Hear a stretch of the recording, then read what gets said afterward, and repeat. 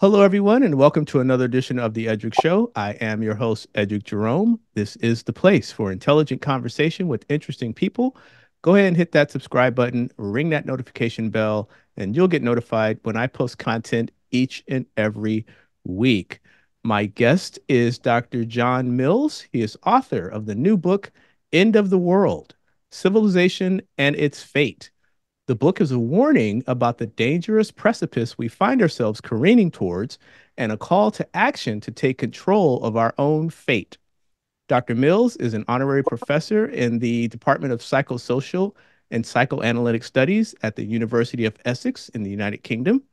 He's a faculty member in the postgraduate programs in psychoanalysis and psychotherapy at the Gordon F. Derner School of Psychology at Adelphi University, and he's authored and edited more than 30 books, most recently, Psyche, Culture, World. Lastly, Dr. Mills is the recipient of the Otto Weininger Memorial Award for Lifetime Achievement. Dr. Mills, welcome to the Edric Show. Thank you for having me. My pleasure. Before we begin, just a quick anecdote. In preparing for the show, my family was preparing to take a trip down to Disneyland, and I said, "Okay, I'll just take your book along with me, and I'll just read and prepare." And the juxtaposition of being at Disneyland and reading your book was striking. I actually had to put it down, so because it's such a weighty subject that you take on. So let's get right into it. Was there a particular event or phenomenon that you witnessed or caused or how did you come to write this book, especially giving the sobering subject matter that you write about? What was it? Well, actually, the book is about a 25-year project. I started right around the 1988 or 99, where I was interested in the fate of civilization, and particularly looking at the problem of human aggression, destruction, and evil. And then as I started to delve into the topic, I, over the years, started to do a great deal of reading in the earth sciences, in nuclear war, and a number of other end time scenarios. And as our planet has multiplied in terms of people. For instance, we've grown by 2 billion people just since 2000, and 4 billion since 1980. That looking at that issue, looking at the fact that we are engaged in some type of military conflict or war on every inhabitable continent. That just led me to wanting to think more about this, massive issue, which I don't claim to resolve, by the way. Um, but that, you know, came to fruition with the pandemic. And so that's when I decided to sit down and really try to flesh out my thoughts and ideas and my wrestle with my pessimism. The concept of the end of the world obviously is not new. It's been around for thousands and thousands of years. But one of the takeaways from your book is that we seem to be as close to the end of the world or closer than we've ever been. Why do you think that humanity is closer now than we ever been to the potential of, the end of the world? Well, that's a good question. There was an interesting um, suppose a phenomenon that is referred to as the doomsday argument. And Brandon Carter, who's an astrophysicist and cosmologist, had devised a certain prediction model that was in many ways anticipating human extinction.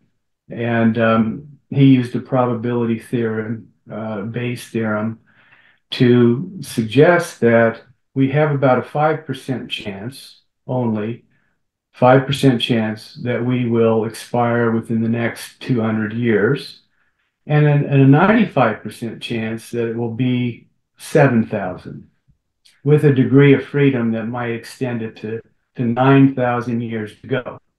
Um, Now, given that we've doubled in the population and that we are the most people that are still alive in the whole history of the human time frame, we are more likely closer to the end than not. So that doomsday argument has been, of course, refuted and supported in different ways. But the notion that we have, that more humans are alive today, that if you randomly just fall within the human time, as a human race, fall in this timeline, and that most people are still alive, then that would suggest that we are closer to the end than not.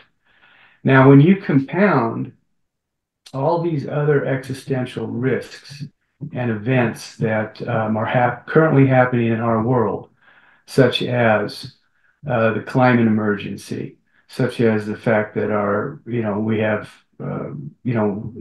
runaway greenhouse effects, warming, climate change, that you tack onto that the issue of human aggression, and self-destruction. You tack on the fact of warfare, whether it be nuclear, whether it be bio or chemical warfare, whether you throw in there the issue of new plagues like we just are bouncing back from. You throw in the threat of technology, of generative AI, of how computers and the internet could bring about a new doomsday, and then all these other existential risks that are interaction effects, and they're interconnected. It really compounds a very troubling scenario. You mentioned climate change, and to me, my own personal view is that I think the words climate change have become politically ubiquitous. I mean, depending on your point of view, you either use it pejoratively or you use it to try to, galvanize people to come together. I kind of think it's lost something, just the words themselves, that because it doesn't seem to really reflect the environmental crisis that you write about extensively in the book. Do you think it's time to maybe rebrand or come up with a new term to really get the urgency to so people know what's going on? Like maybe should we call it climate death or climate elimination or something? Because I just think that term climate change is just kind of losing something in the body politic. Well, that's a good argument. It doesn't seem to capture the crisis or the emergency that we're facing.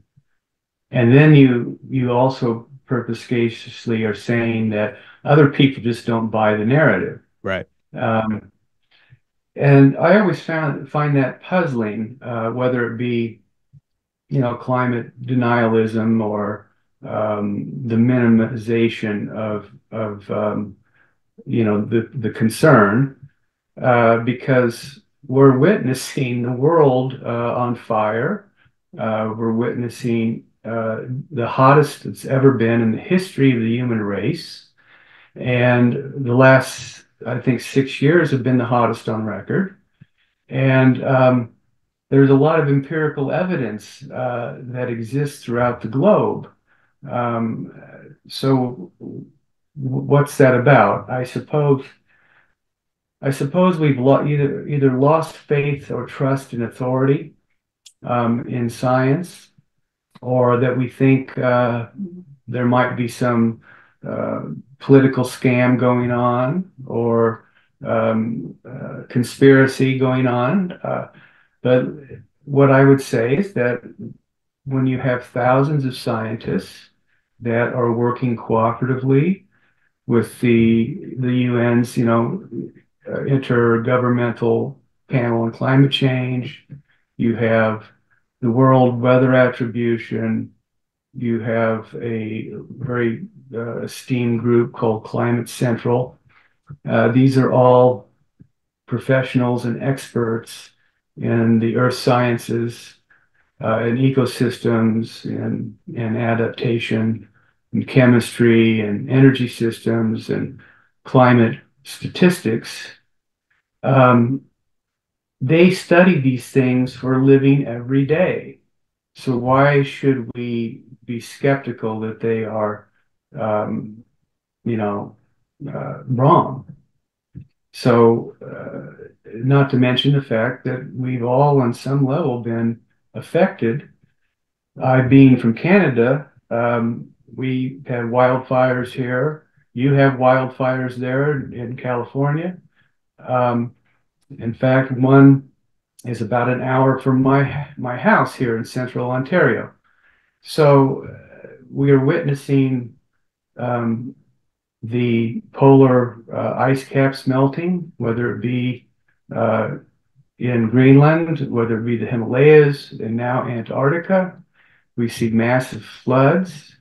We see sea level rise, where certain parts of the world are going to be under the ocean. And of course, this affects everything from food and water security to land to um, uh, migration. So I think that we should, set aside certain personal biases that one might have politically, and maybe invent a new term, like you said. Let they typically refer to it as the Anthropocene. Yeah. Um, you write extensively about human beings revert back to basic survival instincts. I mean, you write about hoarding and what could happen when law breaks down, and then you also write about the term evil. And I actually did a word count, and I think evil appears in your book about 53 times. So can you speak to that term evil, what it means to you, and how that's contributing to the situation we're in, where we're standing on the precipice of possibly ending the world?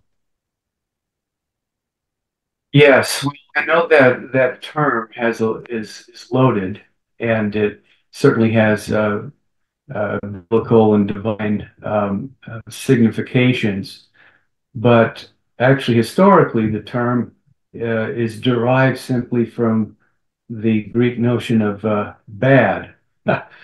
So, this is not the better angels of our nature, so to speak. The inherently negative, corrupt um, elements of our human nature, and if not instincts.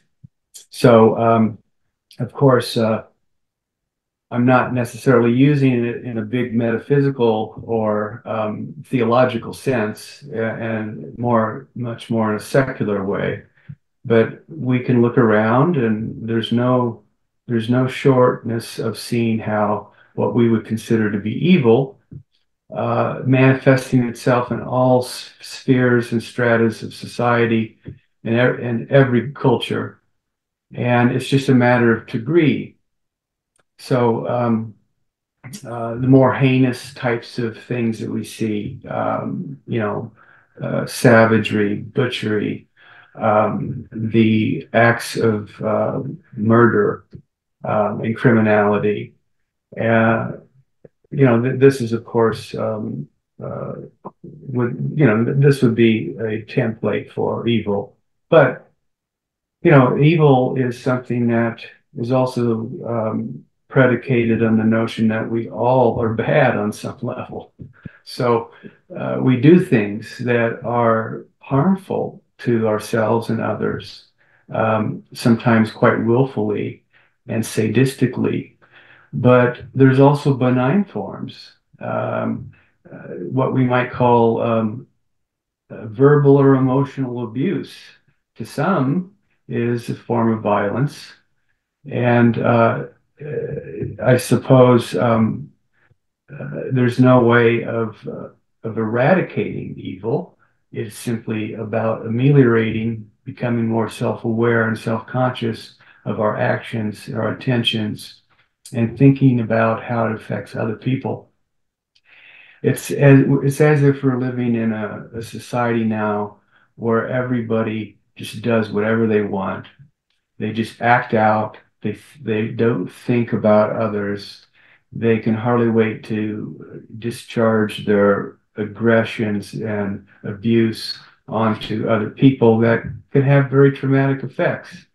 And then when it is institutionalized, when it becomes part of systems that whether they be political, governmental, military, it spreads throughout the world like a rhizome, and it's like the new evil. It's like a new form of acceptability now, and we need to reflect upon that. We need to be aware of how we come across to others.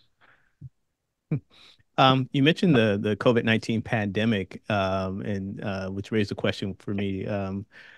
Given that everything that you've identified, overpopulation, lack of climate situations, lack of compassion, rogue science, everything that you've talked about, propaganda, disinformation, all of that.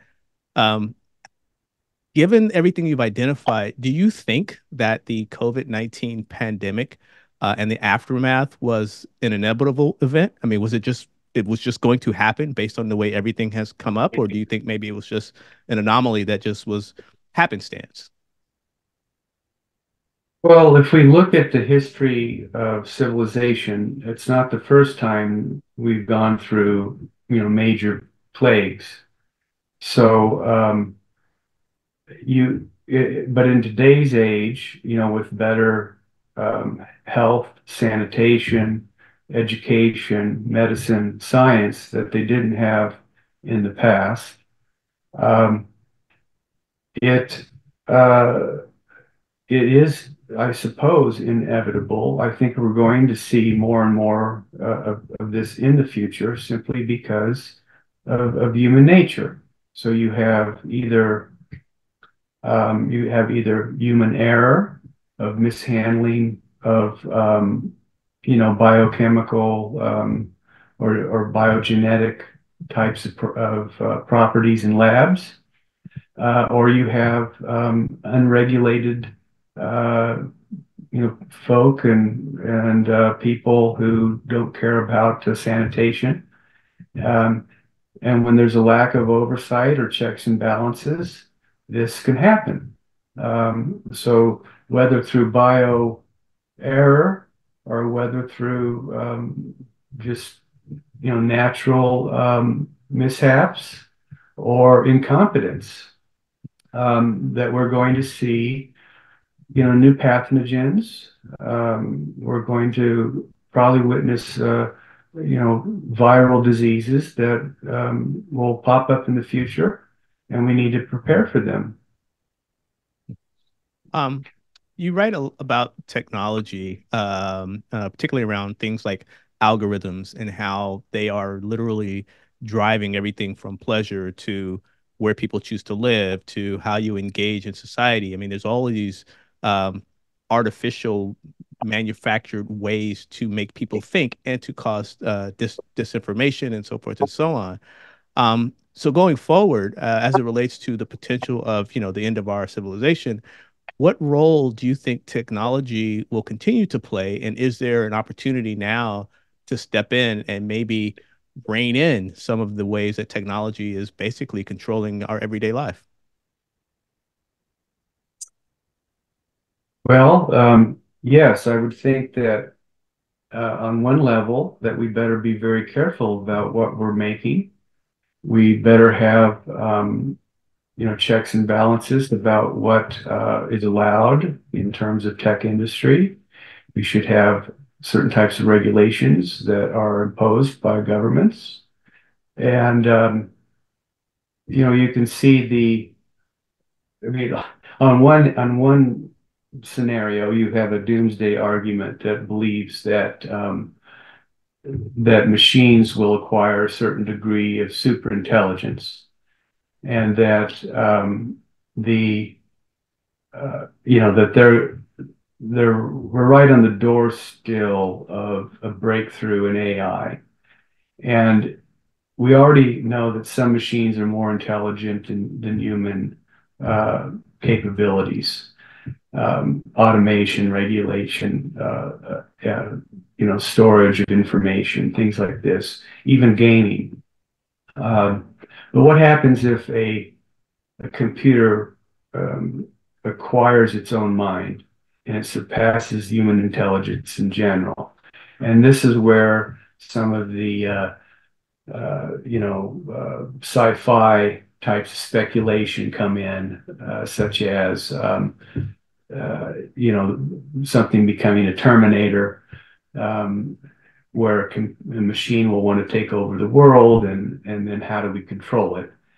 Uh, well, this you would think would be addressed in terms of engineering designs, fail-safe ways of turning off machines. But when we see that AI can already generate its own creative content, we should be taking a greater look at this risk. What happens if it acquires its own agency, its own will, its own intentions to deceive, or has sinister plans? And to such a degree that the AI industry is now trying to suggest that this is more of an existential threat, or at least on the level as our climate emergency and nuclear war. Um, if I could just follow up on that, one of the things I think that sets us apart from artificial intelligence is the humans have the ability to emote, to feel, to although you're right, there's a lot of folks now who don't have empathy, but at times human beings have empathy. Do you think there'll ever be a day when something like an artificial intelligence can have that type of feeling, which I think separates us from the rapid intelligence and improvement in data processing that we're seeing right now? Well, yes, I'm more skeptical about this. For instance, it would mean that a machine would have to acquire consciousness. Right. I mean, given that we don't even have an adequate explanation for consciousness in humans, um, how is it a machine going to acquire it? Let alone complex emotional dispositions, such as empathy, love, compassion, concern for others. If you're going to introduce the language of emotionality and affect and intention and desire in a machine, then we do have cause to be concerned, because with that also comes everything else: hatefulness, the need to kill, to destroy, and jealousy, guilt, envy, shame, all these things that are properly belong to human species. Um, I know at the end of your book, it's you. I could, I guess I could tell. It seemed like you're not very optimistic that the path we're on can be changed. And so my question then becomes, what chance, if any, do you think that there's an opportunity to remove politics and religion and apathy and evil and economic exploitation on a global scale, to get that set aside so that human beings and humanity can really deal with the doomsday problem that we see right in front of us? Do you think that's possible? Well, you're correct that I'm quite pessimistic on some level of of mass solutions. I I think the issue is too big to understand, let alone to fix. Um, but if we do have a unified approach, meaning globally, to getting the climate crisis under control, to curbing our emissions, to generating returnable forms of renewables and energy, then we're less likely to have that one problem.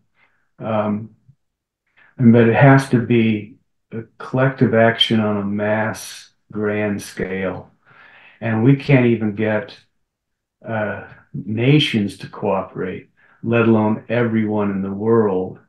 And so there will always be self-interest, uh, you know, politically, governmentally, capitalist self-interest that will want to do everything to mitigate against having to be forced or regulated to keep these emissions, at least under the 2 degrees Celsius that most climate scientists are saying if it gets above that, it's a tipping point that we can't return. How do you do that? I mean, it clearly is a massive problem because there will always be people who don't want the status quo to change.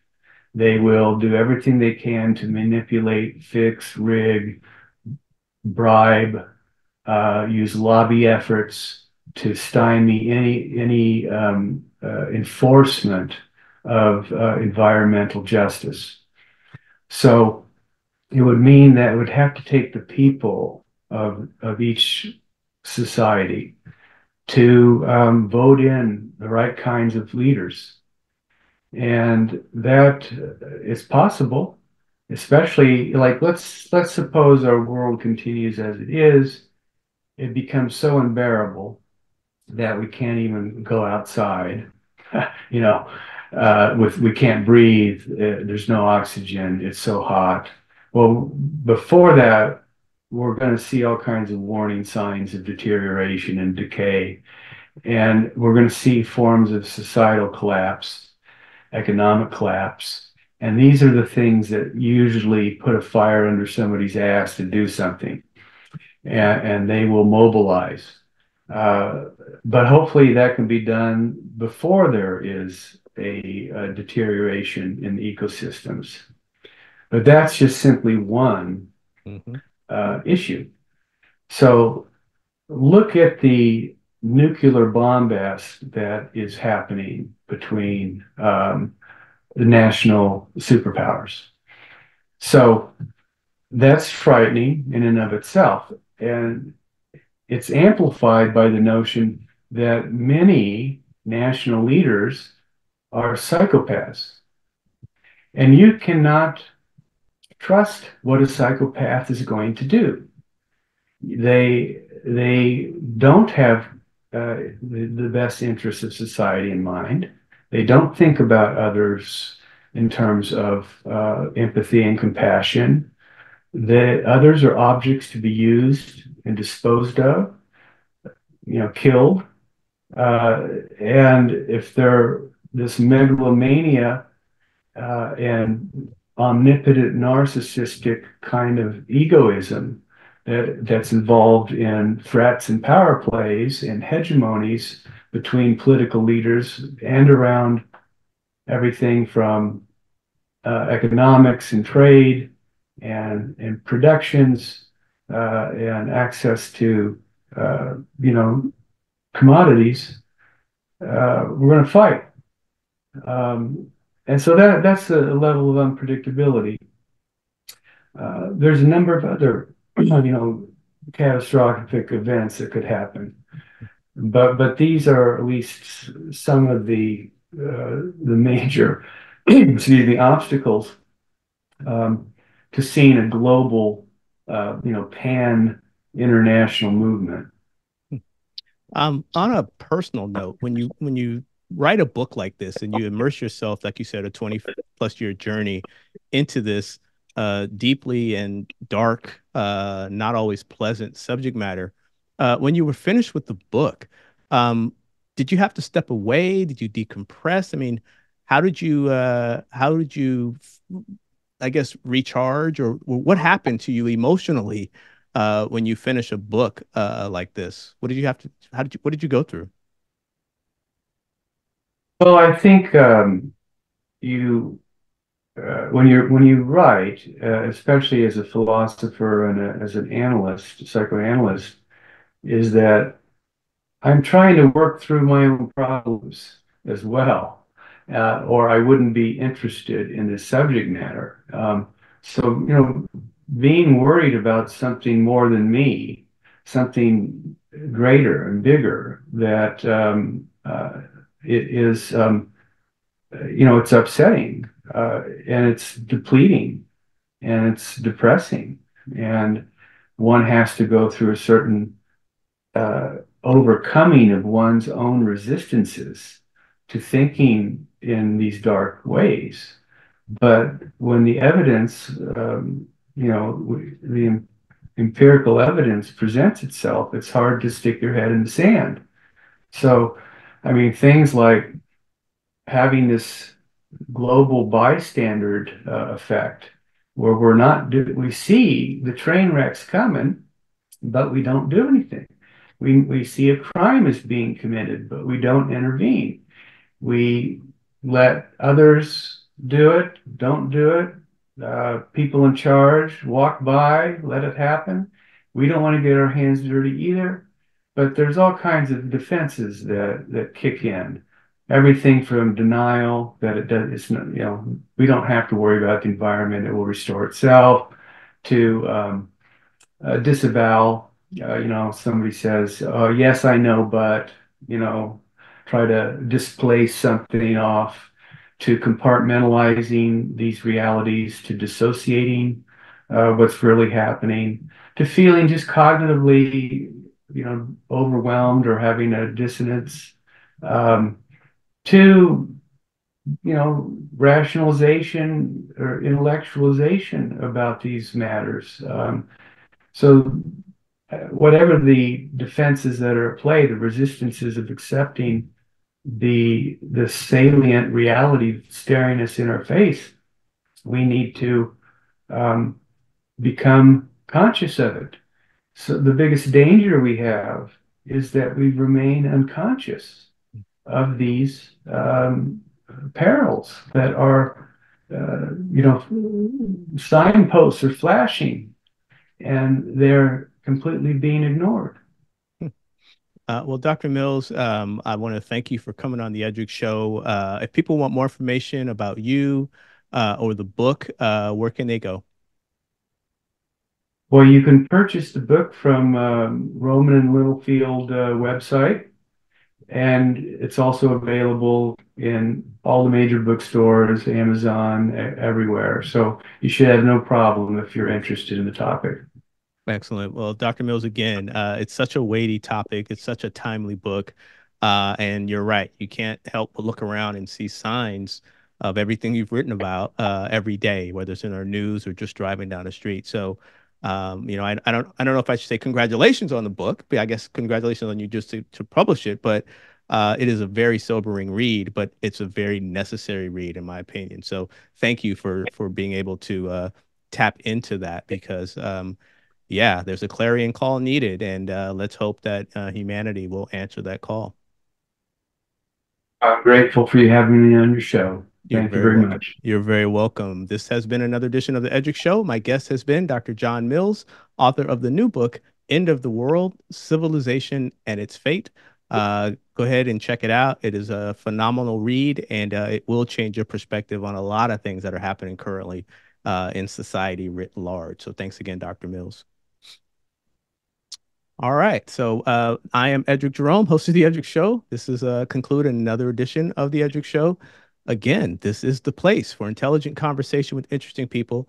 Go ahead and ring that notification bell. Go ahead and hit subscribe, and you'll get content each and every week that I post. I want to thank you for tuning in, and I will catch you on the next episode.